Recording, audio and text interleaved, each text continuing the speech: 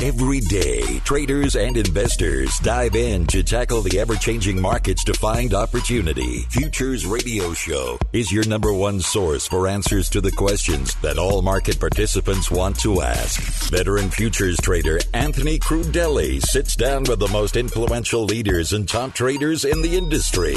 Now, here's your host, Anthony Crudele. What's up, everybody? Anthony Crudele here, and thank you for tuning in for this episode with Austin Damiani. Futures Radio Show is sponsored by E-Mini Group. They are the world's leading and most diverse futures and options exchange.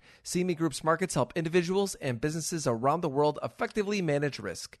For access to free educational tools and resources for the active individual trader, please visit activetrader.cmegroup.com. Remember, new shows are posted on Mondays and Thursdays, and you can subscribe to the show on iTunes, YouTube, Google Podcasts, Spotify, and Stitcher. If you're enjoying the show, please leave a review on iTunes. This show is also sponsored by Trading Technologies, FTSE Russell, and RJO Futures. Today I spoke with independent trader and president of Croptimize, Austin Damiani. Had a blast speaking with Austin on the show. He actually got his start on the trading floor of the Minneapolis Grain Exchange. Not an exchange we talk too much about on this show, so it was very interesting to hear how Austin got started as a wheat trader. He shares with us his entire process from trading wheat, from scalping to spreading and market making. He explains how fundamentals are his edge, but he also uses discretion in his trading. He calls himself a fundamental discretionary trader. And last but not least, Austin shares with us his current thoughts on the wheat market. So without further ado, let me take you right to the interview with Austin. A lot to talk about today. We're going to talk a lot about trading eggs. I don't really think I talk enough about this, and you and I were talking about this before we started to record today. Actually, we were talking about how we both trade futures, but trading eggs for someone like me is literally like a whole nother world within the world of trading futures. It's literally completely different. Every time I've dipped my toe into trading eggs, it's not been so good for me as an S&P trader. So, I'm excited to talk about eggs today. And before we get even into that, I know that you're from Minneapolis and you're trading from the Minneapolis Grain Exchange. That's a floor that we don't talk about too often, or an exchange. So talk to us about how you got started there. So I got into the business on a trading floor. When we talk about trading floors, of course, everybody thinks New York or Chicago. So I got to start on a small trading floor, the Minneapolis Grain Exchange. I was in college and I needed a part-time job, and I went to the student job office, looked for job opportunities, and saw a posting for a clerk position at the Minneapolis Grain Exchange. And I had no idea what the Minneapolis Grain Exchange was. I had no experience with Midwest agriculture. I'm actually from upstate New York. So I was kind of just needed a job and applied for this job. And I remember my job interview it was a clerk position for the exchange. And I remember in the interview, they said, well, what do you know about futures? And I had actually never heard that word before used that way. And I had to kind of do this like double take or, kind of flying by the seat of your pants kind of thing, and just sort of bullshit my way through the interview. And anyway, it worked. I got the job. And again, I had like really no idea what I was doing. So I started out as a clerk at the Minneapolis Grain Exchange, working for the exchange. And it's a wheat contract.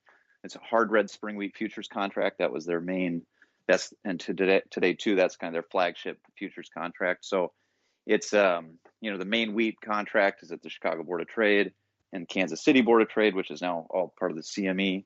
So those are the main wheat futures contracts. And then Minneapolis is a smaller, kind of more specialty wheat. But yeah, it's there. It's been there for a long time. The Minneapolis Grain Exchange is, I think it was started in like 1885 or something like that. So it's an old, storied, classic kind of, grain contract and grain trading floor. And so that was kind of how I got into it. And it's always been plugged in with the other wheat futures contracts and the rest of the grain market. But yeah, it's kind of a little corner of the commodity world. Well, very similar to me. You actually took a job on an exchange, not knowing really anything about futures. The same thing happened with me. I actually looked in the paper, if anybody even does it anymore, for a job as a runner. And most people know my story. I took that job and I started working for Lynn Waldock. And once I got on the floor, that was it. But I'm curious about you, upstate New York guy, finds his way to Minneapolis and takes this job. Kind of like how did that all work out? Well, there's a woman involved. I was in college in New York, and I met a girl from Minnesota. She's now my wife. We ended up moving to Minnesota while we were still in college, and I graduated from the University of Minnesota. So that was kind of my angle there. So yeah. Well, it was a good move. It was a good trade. And yeah, absolutely. So then let's talk about the wheat markets. And as I said in the opener, I talked about really how trading ags for me, like obviously I'm in the futures industry. I've been trading the E-Mini S&P, 10-year gold, and many other markets for a lot of years. But ags is like the one market I really almost never step into. And every time I have, I said I've kind of gotten a little bit bitten by it because it really is. It's like a different world within futures. Talk to us about your process for going about trading wheat. Yeah. So yeah, the whole grain space is kind of its own thing. And, you talk about trading grains and, you don't really know what's going on. That's kind of how I feel with like financial markets. I'll occasionally dabble in, something, E-Mini S&P or gold or this or that. But really it's like for kind of almost for entertainment purposes, it's kind of more like gambling. So we kind of say, it's like being a tourist, right? So you're like a tourist in ags. If I'm doing anything in energies or financials, I'm a tourist, and I usually get what's coming to me. But yeah, so my approach with wheat, I trade a lot of wheat.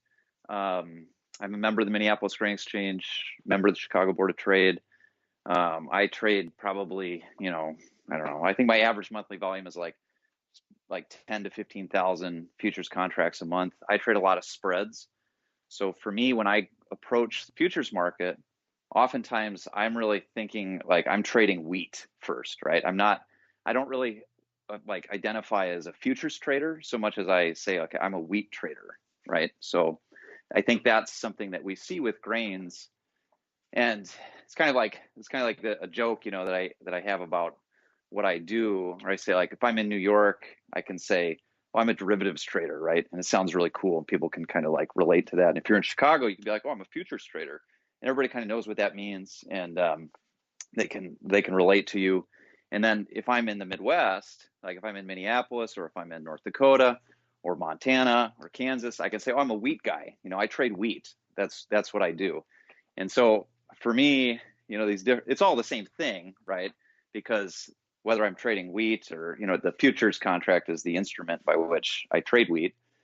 So, but that's kind of how I think of it, is I'm a wheat trader, right? So for me, like I'm really into fundamentals of the wheat market and balance sheets. I'm looking at supply and demand. I'm looking at weather. I'm looking at pricing, right? What is the price of Russian wheat? What's the price of Argentina wheat? How does that compare with U.S. Gulf prices? How is that going to impact, forward export demand for U.S. wheat relative to some of these other competing origins? So that's really my world, is like that kind of nitty gritty supply and demand details of the wheat market. And then if I see an opportunity, then I'm going to put some capital to work, and I'm going to do that with futures contracts. It's so funny hearing you say that you're a wheat trader, because now that I think about it, a lot of my friends that trade wheat, they call themselves wheat traders. They don't call themselves futures traders. I don't know that I've ever Right. said I'm an E-Mini S&P. When someone's asked me this question, I never said I'm an E-Mini S&P futures trader, because they probably would be like, okay, well, what is that? And I've just always Right. I've always said futures. But you're so right. It seems as though specifically to wheat that it's a real specialty in the future space. And you talked about how you look at fundamentals, weather. You didn't mention technicals, so I'm kind of curious, like how much of the pie is fundamentals, weather, technicals? Sure. Yeah. So, I mean, I probably have a sort of multi-prong approach to trading, but technicals are probably like the least important. I mean, I never look at like moving averages or, stochastics or, all this kind of stuff. I mean, I do use charts, but mostly, I mean, I'm looking at probably daily, weekly, historical charts, right? So like I'm very interested in historical ranges as a, and that's sort of as a part of my process to determine value, right? So I'm kind of like a fundamental value type of trader. So technicals to me are really it's kind of like, I mean, to be honest, technicals are, it's kind of like astrology to me, right? It's kind of entertaining, right? And it can be useful, but it's not something I really like believe in or really like commit like capital to. Um, for me as a value trader, right? My sort of training and experience really comes from like working with like commercial grain traders in what is really like a commercial, like the Minneapolis Grain Exchange, that hard red spring wheat futures contract is really like a commercial contract as opposed to like more of that financial speculative kind of contract. So my approach is fundamental value, right? So for me, like the trend is not my friend usually, right? For me, I'm usually going against the grain, so to speak, right? So if we're in a downtrend and every day wheat's getting slammed, right, and funds are getting super short, what I am typically doing is looking for a spot where I can come in and say, okay, this is too far. We're into a value area, right, based on what I see in supply and demand relative to price. And then I can come in and I can approach, build a trade around, getting long or bull spread or some combination or a relative value type of situation where I could be buying wheat and selling something else, or buying one particular type of wheat versus another type of wheat. So that's kind of, whereas technicals are oftentimes is more about momentum, right? And so that's something for me that I'm very skeptical of, like that momentum strategy. And even just like with technical analysis, the whole concept to me for most technicals is that like what's happened in the past, and whether your time frame is like intraday or the last several weeks, that you can kind of come up with some kind of calculation based on the recent past, and then say like, okay, because of that, and I put it into this formula, it tells me that tomorrow the market is going to do this. Like I'm very skeptical of that. So for me, what's exciting about trading, and especially with agricultural commodities, is that really, it doesn't matter what happened 2 weeks ago or what the market did yesterday. If there's some new fundamental input, market has to reprice today, and the past is not going to necessarily dictate what the future is going to do in terms of price action. So to me, that's like, that whole technical piece is just something that I am skeptical of, and I don't really use in my practice very often. So you talked about how you trade like between 10 and 15,000 contracts a month, and you're really kind of going against the grain, as you said, no pun intended. And I'm curious as to why majority of the traders that I talk to in the ag space, especially wheat, that pretty much all of you are trading spreads. Very, very rarely have I ever come across an outright wheat trader. Why is it that your method of trading is going against the grain and just spreading? Well, so spreads are, for one, they're deeply connected to like the fundamentals, right? So when we're looking at like actual wheat, right, we're really concerned with basis and with like the convergence between the futures contract and the physical wheat at a delivery point. And so we're really tied into already like the storage economics, the delivery economics. And so that concern over like the fundamental actual wheat market really informs an opinion about what the spreads should do. So if you're dialed in to the physical wheat market and the cash grain market, then it's hard to not trade spreads, for one thing. But I think also that when we trade spreads, we can also kind of trade the flat price as well, right? So I mean, I would, even if you don't take any flat price positions, the flat price still it still affects spread relationships. It affects, intermarket spreads, calendar spreads. So I would say, in a way, even though I'm not actually necessarily trading a lot of outright long short positions, I'm still trading flat price. I'm just using spreads to do that oftentimes. So if I think wheat is going to go up, right, then what you have to ask yourself is you have to say, well, what's going to go up the most, right? Or if there's, if funds are short this particular contract, or then that's going to gain in value, right, relative to something else, maybe relative to corn or relative to another part of the curve. And so in a way, we're always trading flat price, even when we are trading spreads. It's maybe a kind of a roundabout answer to your question, but I would say that we really can't trade spreads without also being affected by flat price. And part of it is too, Anthony, is that, it's fun to trade a lot of volume. And so I think that's another thing that, like, in the grain markets, it's like, it's a lot more satisfying just to be trading and to be trading a lot of volume versus like taking a much smaller position. And then, and two, like the flat price, there's a lot of noise in that, especially on an intraday basis, right? There's a huge amount of noise. And that kind of random noise, that sort of random volatility, some people really like to trade off of that. And I think that's where a lot of like day trading technical kind of people, they operate in that, which to me is a lot of that is noise. And my edge really comes from my fundamental analysis of the wheat market. And so I have to figure out a way to filter out that noise. And so by focusing less on especially short-term flat price movement and getting into spreads, I'm able to really sort of take advantage of what I would consider as my edge in the market, right? And it sort of filters out some of that random variation and gets more into like the fundamentals. Hey everybody, a quick pause here to talk about FTSE Russell. They are a leading global provider of benchmarks, analytics, and data solutions. The Russell 2000 Index is a key benchmark for small cap U.S. stocks. Be sure to check out the E-Mini Russell 2000 Index Futures Contract, symbol RTY. For more information on FTSE Russell and their products, please visit FTSERussell.com. So you say the fundamentals are your edge, and take us through a day and how you use the fundamentals as your edge and apply that to the pricing in the market. Like, how did you execute? Mm-hmm. I'm just curious, are you just getting in on the front month or whatever month that you're trading and then immediately laying it off, or sometimes, how does all of that work?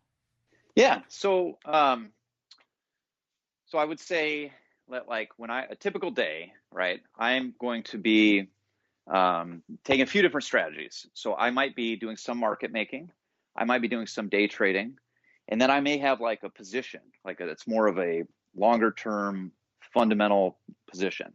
So the market making and the day trading is going to be kind of informed by my fundamental outlook.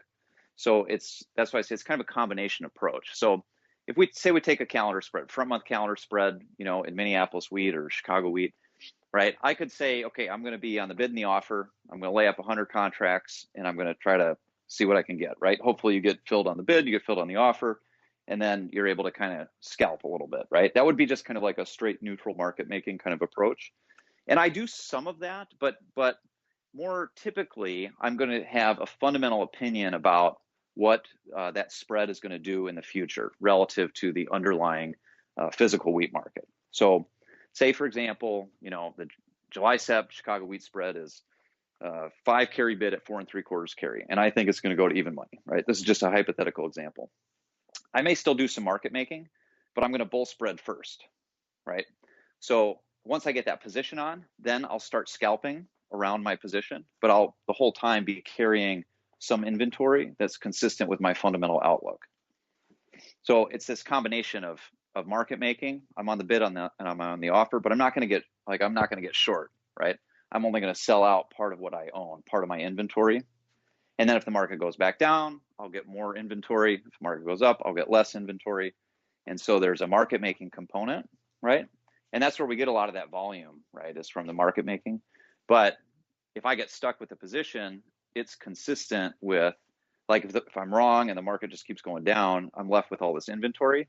I'm okay holding on to that inventory, and I might sit on it for days, weeks, months, right? Depends on the time frame of that.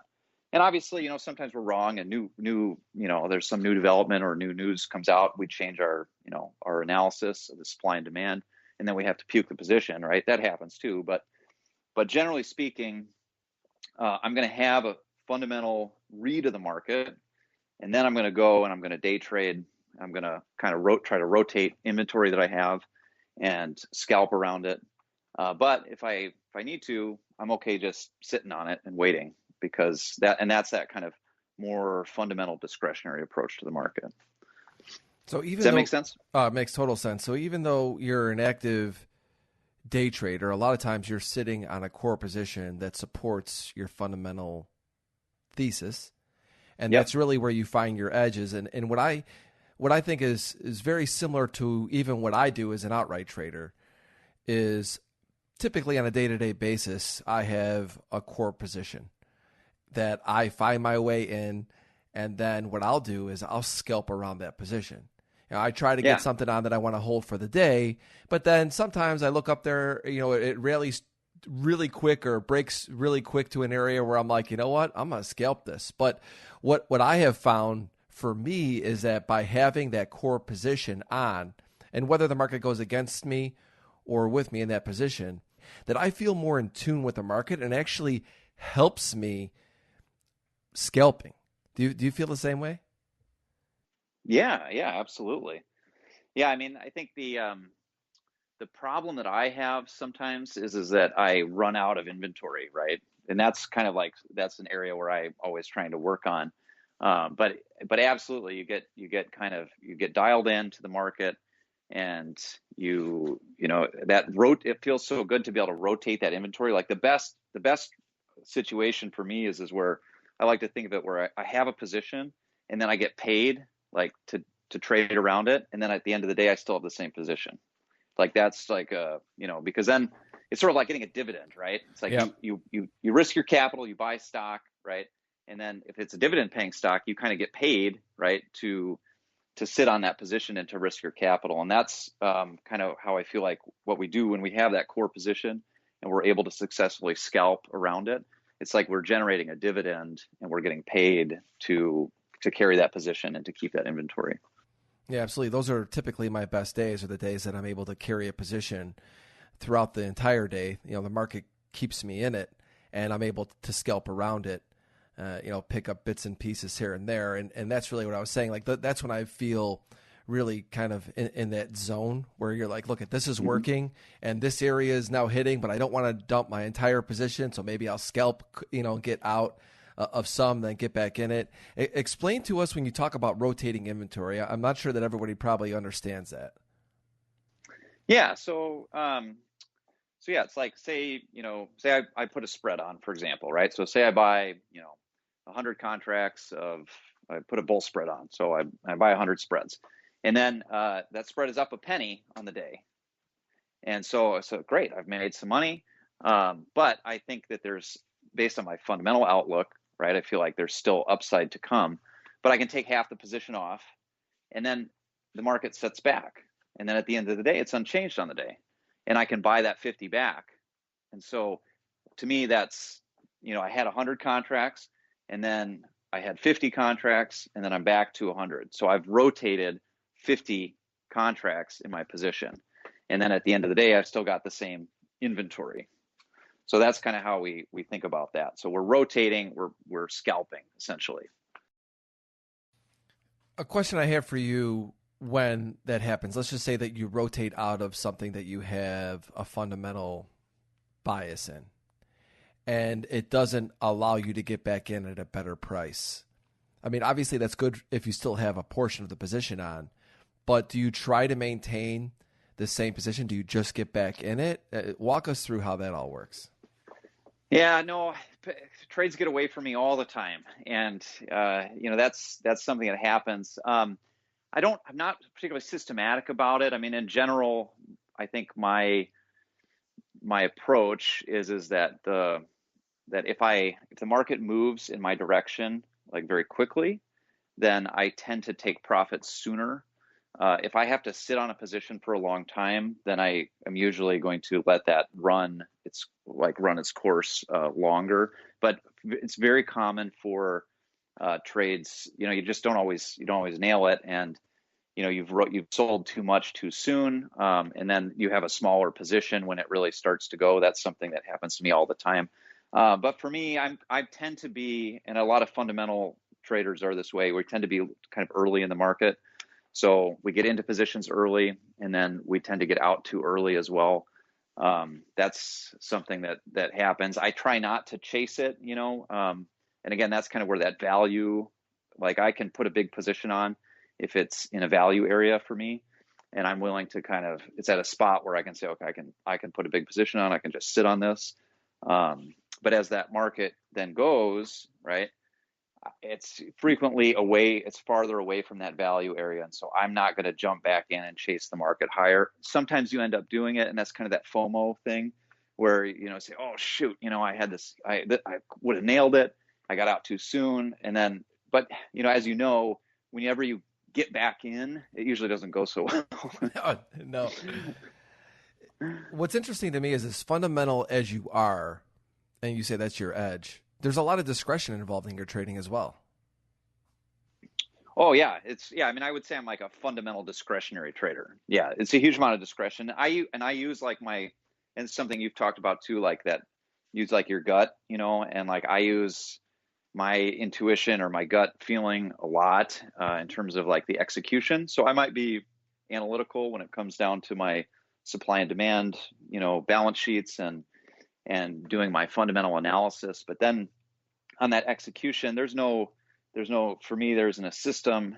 It's, if the market's moving, it's kind of that reading the order flow, using your intuition to kind of pick spots to get in and out of positions on a sort of day-to-day basis. So I'm very much like, into that sort of discretionary realm with my personal trading as far as the execution goes.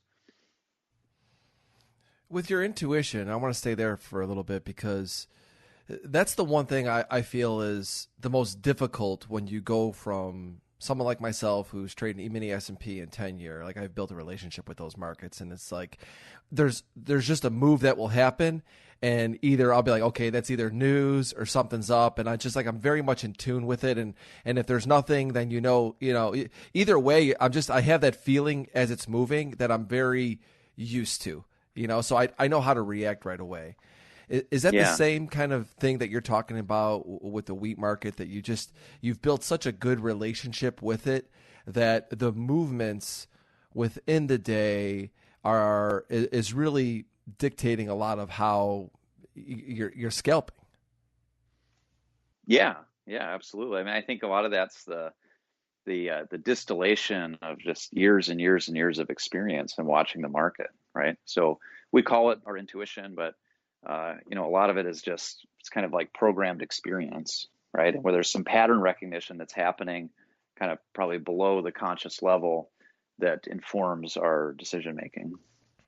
I think that's just really not talked about enough. I mean, that people really need to build that relationship with that market, because there just really is something to be said about that. You can look at all the fundamentals and all the charts that you want. When it comes down to executing your trades, you really have to be in tune with that market, because, unless you're completely systematic and you're just saying X has to happen for me to get in. I look at my statements a lot, and it's like I'm trading so many prices, but yet I really didn't have too many really different positions on. That's what's like, if you looked at my statement, you'd be like, this guy's trading half the prices in the book sometimes, but that's not really the case. Right.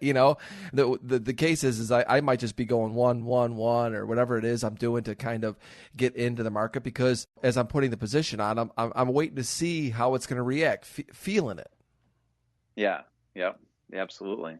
So is that for you? Are you someone who is scaling, or like when it gets to an area, are you just getting in and getting out quick? Talk to us about how you scalp.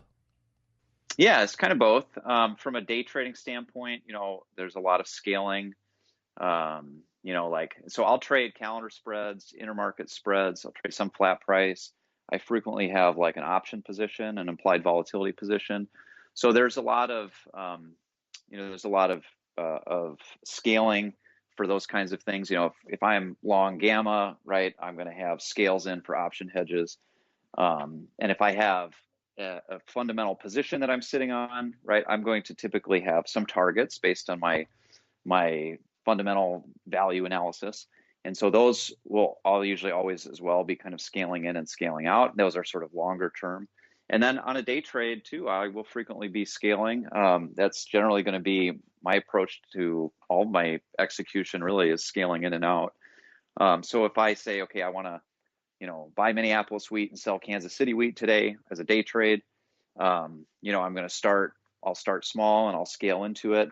And I'll usually try to map that out, kind of consistent with where I'm comfortable holding inventory. I don't ever want to be in a position generally where I have to get out of something, right?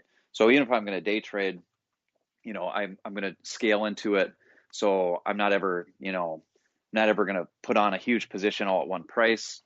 I'm usually always going to be accumulating inventory so that by the time I'm kind of getting to a point where I'm reaching my limit, it's a really good price, right? Yeah. So everything is scale in, scale out. Hey, everybody, I want to take a quick pause and talk about RJO Futures. They are a long-standing brokerage firm with personal broker relationships to learn, discuss, and trade the futures markets.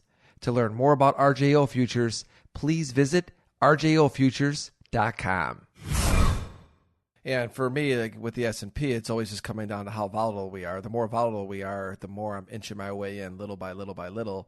And then when we get down to, I don't want to say regular volatility, but just the ranges that we're accustomed to, then I'm maybe a little bit quicker at a price after I see the reaction to get in and get out. And this just goes back to, you really just have to know your market. You have to know the environment, that you have to know so many other things about the market besides the fundamentals and the technicals. Because when it comes down to execution, point and clicking, it really is, to me, it's an art form. Yeah, absolutely.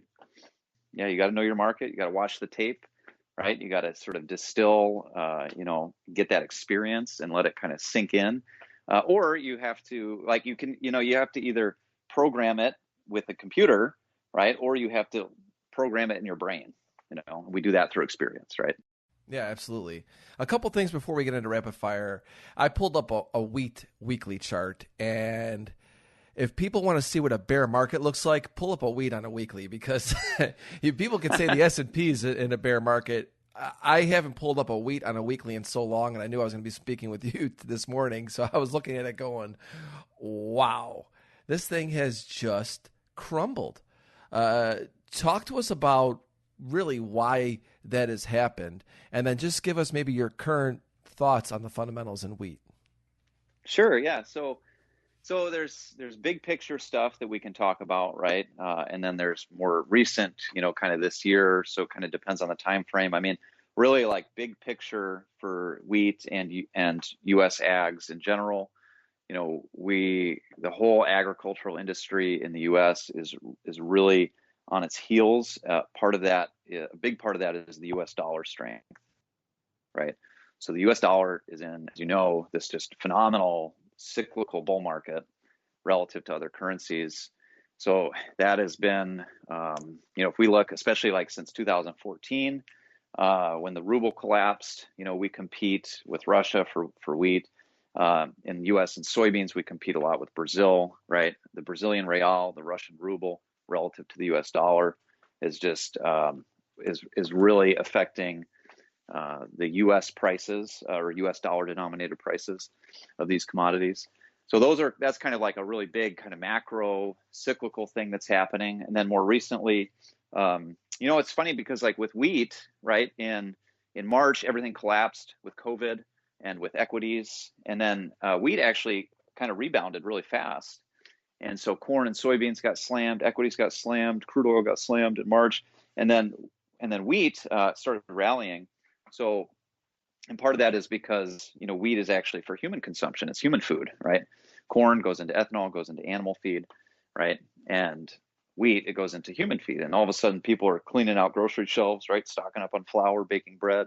And so we had this big surge of demand and a lot of concern over food security that happened as the pandemic was setting in. And so that actually put a bid under wheat. And we had some weather concerns this year. It was dry in the EU. It was dry in Russia. It was dry in Kansas. A lot of rains have come. So wheat is always really dialed into the weather. And so in the last 3 or 4 weeks, we've seen dry weather patterns really shift and produce a lot of moisture for Russia and for France and for Kansas. And so our production estimates globally have gone up in the last few weeks. And that's what's tanked the wheat market here most recently. Hearing that from you going into, the coming week, how do you approach your trading with that fundamental analysis? Like, just really take us right down to what months you'd be looking at and how you'd be approaching it. Sure. Yeah. So we've got July Chicago wheat, July Kansas City wheat, July Minneapolis wheat. Those are the front month futures contracts. And so when I go to trade in the overnight, right, on Monday, I'm going to do a recap of weather, right? What's changed from Friday? I mean, basically anything that's out on yesterday is kind of already in the market. So what are the new inputs that happened over the weekend, right? Has the weather forecast changed? Did the forecast that was in the market on Friday, did that pan out, right? What deviated?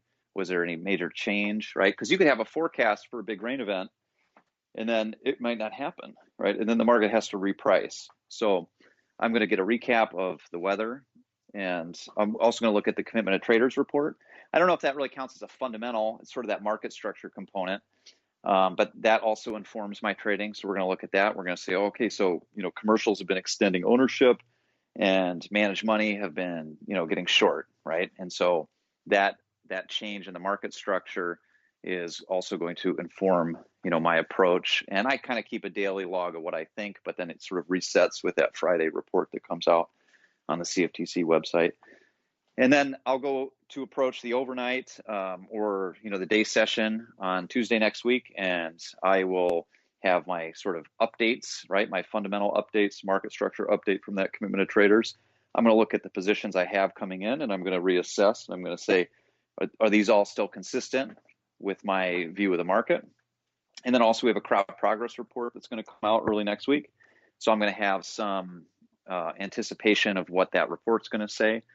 And then you go and you day trade, right? So if I need to make some changes, right? Maybe I was bullish something and I need to scale that back, or vice versa. So I might get more or less aggressive in getting out of positions or getting into new positions. And but yeah, I mean that's kind of basically in a nutshell is I do my homework, and then I go and I see what happens in the market, and then kind of respond just based on price action. What I like about your process is you're just thinking about one direction. So you're really just fixated on that one direction, and then you're going to watch the action and see what opportunities it gives you. Yeah, right. I mean, it's always what's the market going to give you, So it's everything we do. We can try really hard, right, about trading. We can put a lot of work into it, but ultimately it's kind of like farming in that way, right? It's like, what is nature going to give you, right? So the market is it's sort of the ground in which we sow our seeds, so it's always, what is the market willing to give us? What opportunities are there? And, what trades do we have that are they going to be able to grow and flourish, or are they going to get wiped out? Yeah, but it just keeps you focused on that one specific thing that you're looking for in that one specific direction. So that to me is so important, because when you're looking at fundamentals, you're just saying to yourself, hey, I'm waiting to see what it's going to give me. But do you ever go in and go against what your fundamentals were? So maybe the market doesn't get you in, and if it shoots too far in a direction, do you then go against your fundamentals maybe? Yeah, I mean, to me, so I guess what's missing would be it's at a price, right? So that's that value perspective, right? So I might be fundamentally bullish, but it's at a price, right?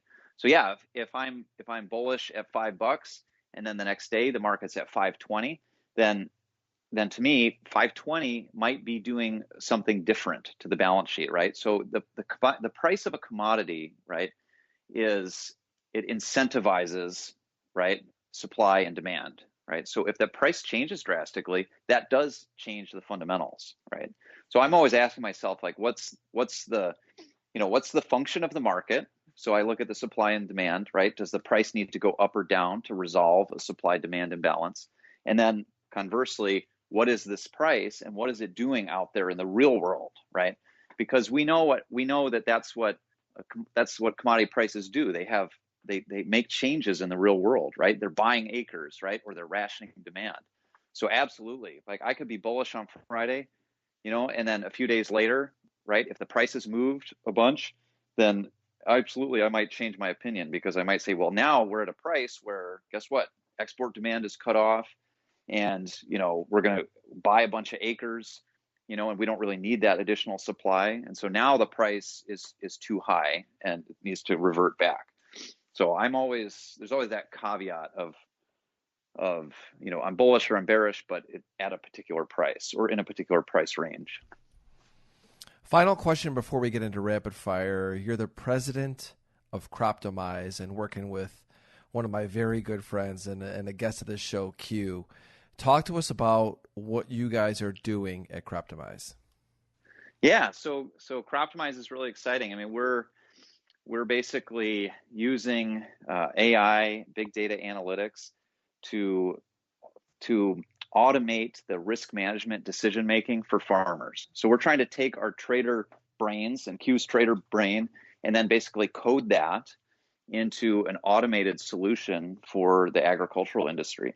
So we have all this expertise in trading, right? And then tragically, farmers are really, really, really skilled at raising crops, but frequently are not able to maximize their marketing opportunities and are not able to fully take advantage of futures market volatility to increase their revenue. And so what we're trying to do is really kind of bridge the gap between financial markets and production and agriculture, and using technology to do that in a way that can really automate it and bypass some of those traditional gatekeepers that are expensive and that ultimately, frequently do more harm than good. So we're trying to code our trading instincts and to really solve the problem of market timing and of grain marketing for farmers. And so I'm really excited about the work we're doing, and can check out the app. iOS app is out. Yeah, I have the app. I love what you guys are doing. Big fan of both of you guys. And Janie, who I actually got to meet down here in Naples. Janie, how you doing? Shout out. And really love the work that you guys are doing. And but we are not finished yet here today, Austin. We have some rapid fire questions next, if you are ready for those. I'm ready. All right, everybody. Our rapid fire segment is sponsored by Trading Technologies. Trade the global markets with TT. They are the world's fastest commercially available futures trading platform. Now with integrated tools for advanced options trading, cryptocurrencies, and trade surveillance. You can try it now for free at tryttnow.com. Austin, first question for you. What trader has influenced your career the most and why? First, shout out to TT. I am a longtime TT user as well. What traders influenced my career the most? First I have to say Scott O'Donnell. Shout out to him. That was the broker that hired me and really taught me the business. I think of him more as a broker, though. For a trader, I'd have to go with probably Mark Wilson. He was a spring wheat local on the trading floor in Minneapolis. We used to call him the largest spring wheat trader by mass. He was a big trader in more ways than one. And he used to trade. He's a Chicago guy. He used to trade munis at the Board of Trade. And then, but he's just full of wisdom, full of trading floor wisdom. I remember he's got a whole bunch of great advice for traders, but he'd always kind of dial in on trade your edge. If you don't have an edge, don't trade. And that at the end of the day, it's whatever works, right? It doesn't matter your approach. You're either making money or you're not. if you're making money, then you're being successful. What was one of the hardest things for you to overcome in trading? Well, I'm still working on it. It's letting those winners run. So, I'm like the on base percentage guy. So I'm pretty consistent with my trading, and I've been really successful over time. I would like to have a few more home runs, and so I'm still working on it. So am I, buddy. I've been sitting along the Russell all week. I can't wait to cover it. How has your trading process evolved over the years? Well, I spend a lot less time in front of the screen now, particularly just in the last few years. I've hired somebody. He's been with me for about a year now, an assistant trader. So I've been working on maybe like kind of outsourcing some of that day trading component to him. So I've kind of working on ways to get more people involved and to kind of leverage my experience and my skills and not have to be the guy that's like watching the market all the time.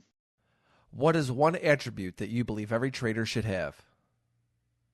The fear of God, or the fear of the market, which is kind of the same thing. Favorite book about trading? Probably Reminiscences of a Stock Operator. That I read early in my career and really captivated me and hooked me.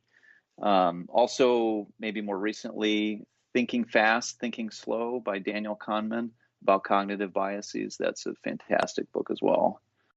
If you had to pick a profession other than trading, what would it be? Got to say, running an ag tech startup that helps farmers make more money through more effective timing of grain sales. What's the best piece of advice you received about trading? So there's a little trading floor anecdote here for you. My first day on the trading floor, after I left my job at the exchange and went to work for a broker, a local took me aside and he said, "Son, this is a hard way to make an easy living. You're better off turning around, go back to school, become a dentist or an orthodontist. That's an easy way to make an easy living." And I just will never forget that. And I come back to that a lot on those days when you're trading and it's like you're in the trenches or you're getting your ass handed to you. And I always think about that. Trading is, you can make a lot of money in trading, but it's not easy. It's a hard way to make an easy living. Yeah, for as many years as we've been doing this, it's like I'm working on my craft every day. It never ends. If you could go back in time and give the younger you a piece of advice about trading, what would it be? Probably to trade bigger. I've always kind of just really gradually stair-stepped and been pretty conservative around that. And I think I would probably tell myself to be a little more aggressive. If you had an elevator pitch me your edge in trading, what would you say? This kind of circles back to where the conversation started. I think my edge is that I'm an expert in a very tiny corner of the market, and I rarely venture outside of that domain. And generally, if I do venture outside of my domain, I usually, get my ass handed to me, and I'm reminded that I'm a tourist in some other market. Last question for today, Austin. Favorite thing to do when you're not trading? Favorite thing to do when I'm not trading? So I trade. I'm running Croptimize. I've got a family. I've got 3 little kids. So I'm a pretty busy guy. With all that going on, I think what I love is to get out into the woods. I'm talking to you now from my cabin up in northern Minnesota on Lake Superior. But to be able to get out into the woods, out into the boundary waters in northern California or northern Minnesota in the wilderness, camping, canoeing, fishing, that's really kind of my happy place. Man, that sounds great. Where can people find you on Twitter, and give us a website for Croptimize? Yeah, so Twitter, my Twitter handle is just Austin Damiani, my name, or Pro Gluten. You can probably search for me that way too. Croptimize is www.croptomize.com. And that's my latest project. So I encourage you to check that out. Yeah, everybody should definitely check it out. And And I got to tell you, Austin, I'm thinking maybe you got to go back to the Skeletor, man. I love that. When I called you today on Skype and I saw the Skeletor, that's all I could think about. Some of these younger people listening to this probably don't even remember He-Man. I'm curious why for years on Twitter was your avatar Skeletor? I'm